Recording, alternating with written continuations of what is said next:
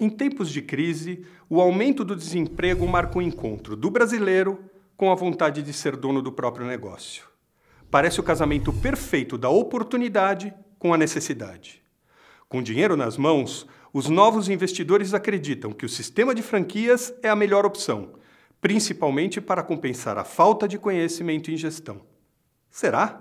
Márcio Yavelberg, da Blue Numbers, vem ao Bastidores do Franchising e explica como os franqueadores podem aproveitar o momento para crescer, mas sem pagar a conta por aceitar franqueados inexperientes.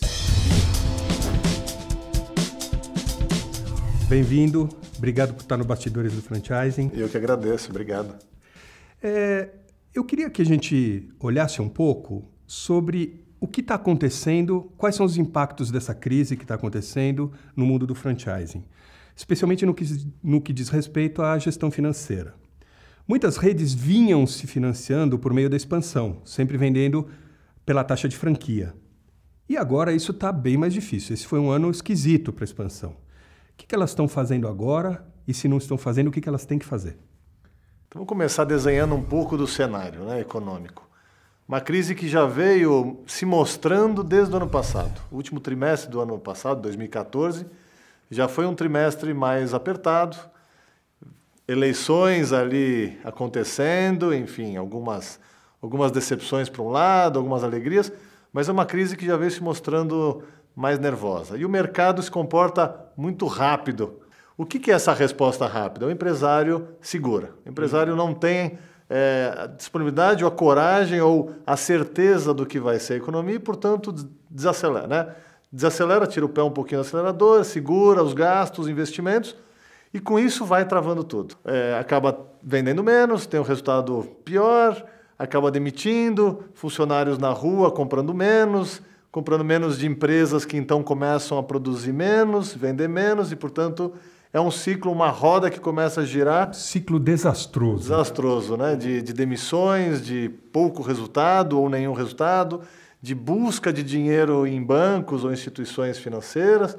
Enfim, acaba travando a economia. Mas o crédito também seca e fica mais caro, né? O dinheiro. Seca, fica mais caro e instituições financeiras também não conseguem prever qual vai ser o impacto da economia, ou se o cliente que até então era bom, ou a empresa que até então pagava pelo financiamento, se vai continuar tendo essa mesma condição.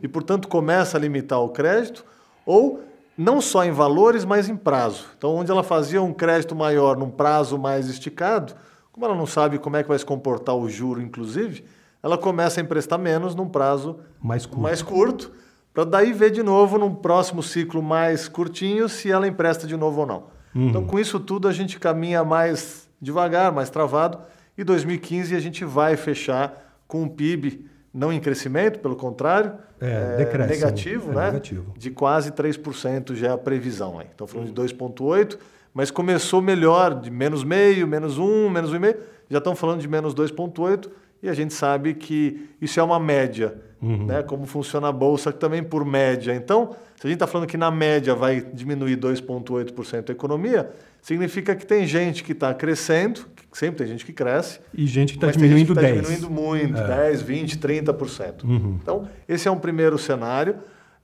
E a gente, falando um pouquinho de um dos pontos que a gente comentou agora há pouco, do desemprego.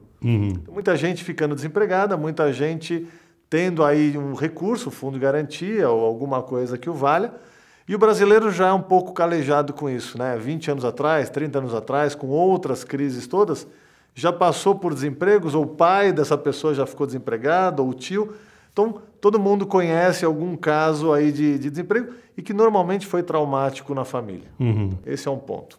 Segunda questão também de Brasil, falando de Brasil, com crise ou sem crise, é que o brasileiro, ele tecnicamente é muito mal preparado em comparação com outros países desenvolvidos. Principalmente na questão das finanças, né? De finanças, e que a educação do brasileiro é precária, assim, já te falando nas escolas, que as crianças normalmente não têm aula de finanças, nas faculdades onde qualquer profissional, com raras exceções, são preparados para finanças. Um médico, um arquiteto, um publicitário vão abrir seus negócios e não tiveram nunca uma aula de negócios de finanças. Né? Então, na grandíssima maioria. Lógico que tem exceções.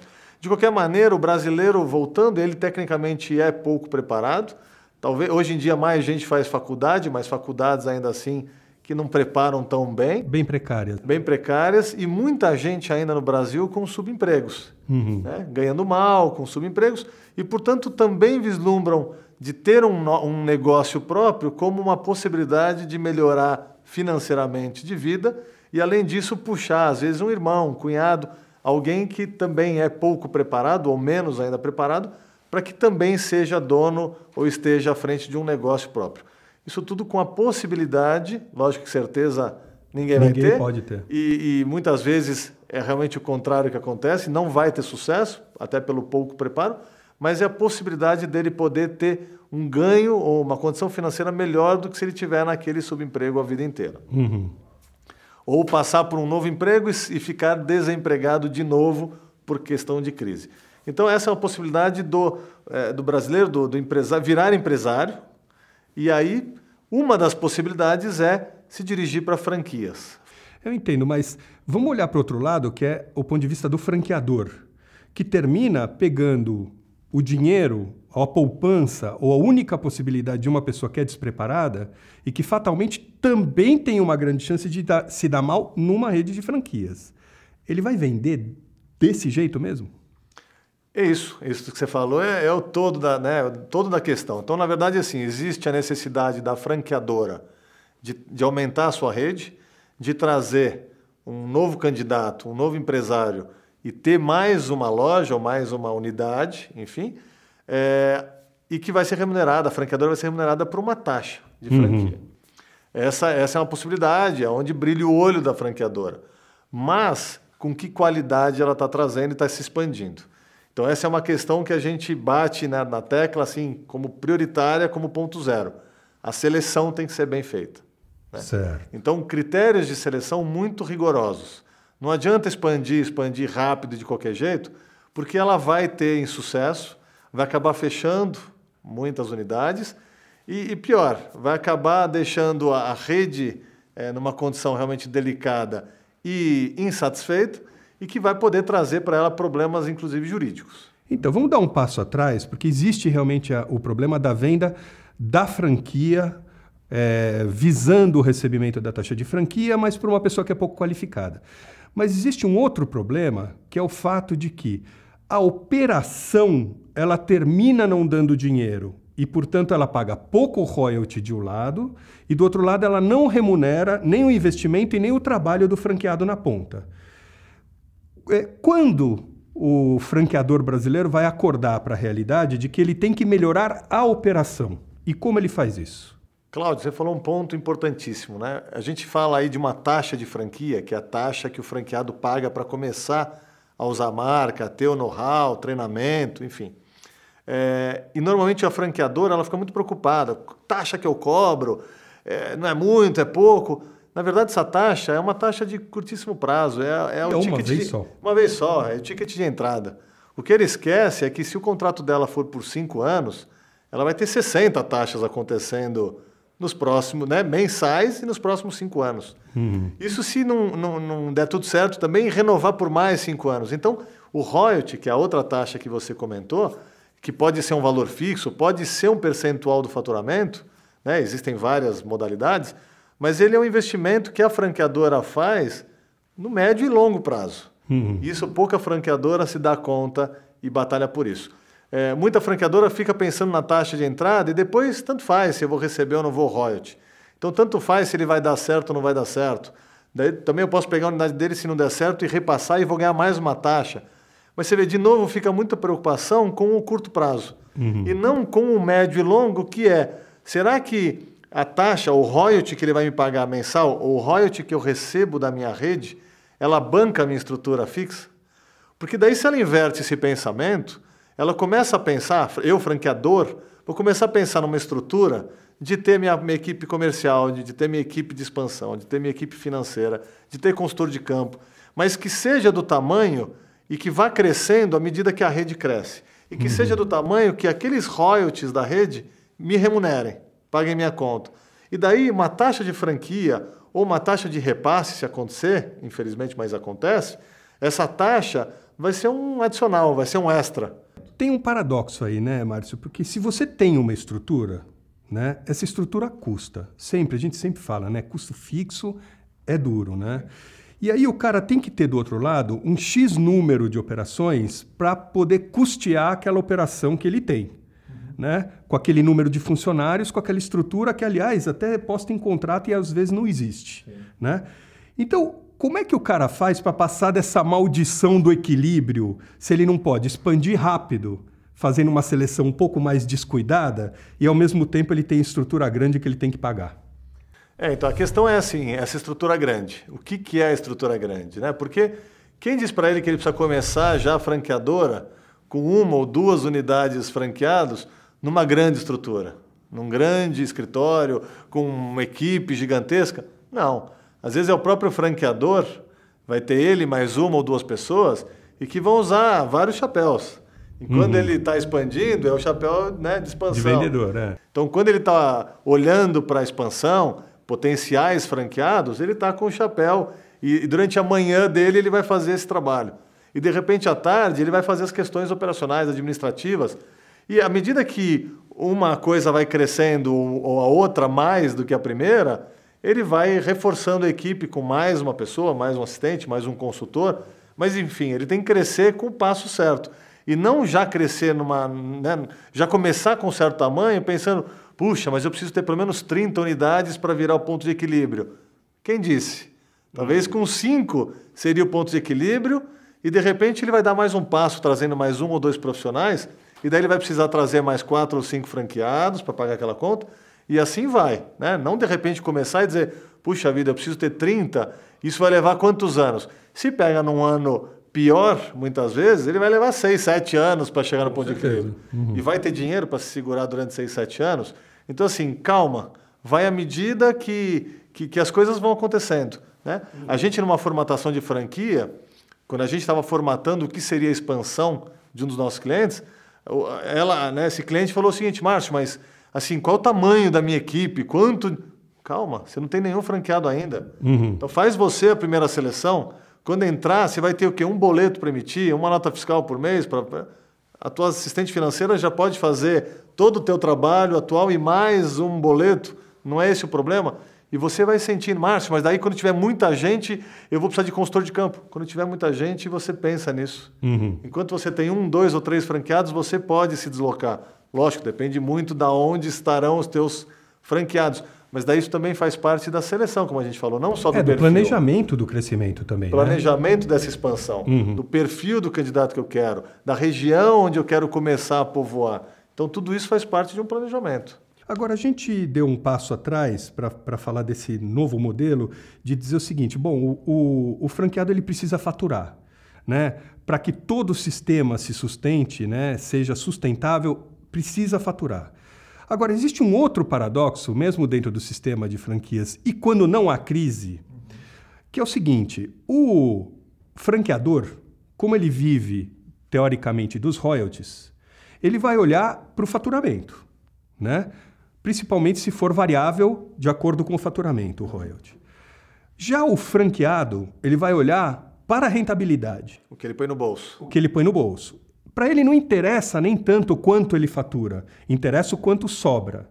E o franqueador continua naquele pensamento. Bom, não interessa para mim quanto ele está ganhando, interessa quanto ele fatura. Tem algum jeito de quebrar esse círculo não tão virtuoso assim? Tem. Na verdade, é exatamente fazendo com que o franqueador tenha essa visão dupla, né? De olhar a primeira linha do DRE, o que seria a primeira linha que é o faturamento, e a última, que é o resultado. Porque ele pode ficar muito feliz no primeiro momento se a rede está faturando. Porque o royalty está sendo reflexo disso e está sendo tudo muito bom. O problema é que se ele não observa que a lucratividade, essa é a palavra, né? Que é o resultado sobre o faturamento, a lucratividade está cada vez menor, está diminuindo com o passar do tempo, com crise, enfim, o que vai acontecer é que provavelmente na renovação ele vai ter problema na renovação do contrato. A hora que ele chamar o franqueado para renovar o contrato por mais 3, 4 ou 5 anos, o franqueado vai falar, não, mas ficou caro agora. Quando eu paguei essa taxa lá atrás, eu recuperei em 1 ano e meio, 2, e agora, pelo resultado que eu estou tendo, se você me cobrar isso de novo, eu vou precisar de 3 ou 4 anos para recuperar. Ficou caro, não sei se eu quero brincar de novo. Né? Então, isso pode ser um desgaste na hora de uma negociação e que é desnecessário. podia já estar acontecendo mensalmente, na hora que a franqueadora faz não só a apuração do seu resultado, mas a apuração do resultado da sua rede, loja a loja, unidade a unidade, onde ela vai olhar o seguinte, qual é o faturamento? E isso é fácil ela perceber, porque ela sente direto no royalty. Então, se está crescendo, diminuindo, para ela é fácil. Mas ela tem que ter o esforço de olhar resultado, para olhar se a rede está satisfeita. Porque é isso que você falou, a rede pode estar não tão preocupada porque está faturando menos, mas se o resultado está melhor, não é problema nenhum. O problema é se o faturamento caiu e o resultado caiu. Ou o faturamento cresceu e o resultado caiu também. Então, esse é o maior problema. Precisa ter um olhar da franqueadora para isso.